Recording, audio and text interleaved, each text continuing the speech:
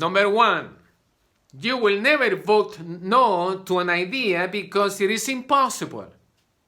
Number 2, you will never block a helpful thought because it entails problems. Number 3, you will never oppose a possibility because you never done it and can't imagine how it could be done. Number 4, you will never obstruct a plan because it runs a risk of failure. Number 5, you will never cooperate in defeating a potentially good suggestion because you can see something wrong with it. Today I had an encounter with 2 beautiful people here where I live, and we were speaking about trying to do something together. And then I was reminded that I read in this book of Robert Schuller. As you can see, it has been in my hands more than 25 years. My children destroyed it when they were little, but as you can see, I have read the book maybe 5 times at least. And he tells the story.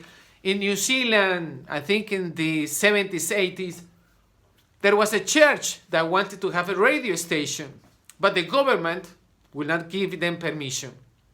So they came across this book, and Robert Schuller recommends 10 commandments to resolve problems.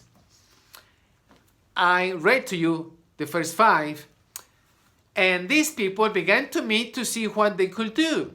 One day, one man comes to the meeting and he says, look, we cannot have the radio station in the island, but we can have it in international waters. There is no law that will not allow us to do it. And they found a boat, and they bought an antenna, and they began to transmit music, preaching, commercials, news. And the people in New Zealand began to listen to it. Later, in some time, the government of New Zealand gave them permission to have a radio station in the island, inland.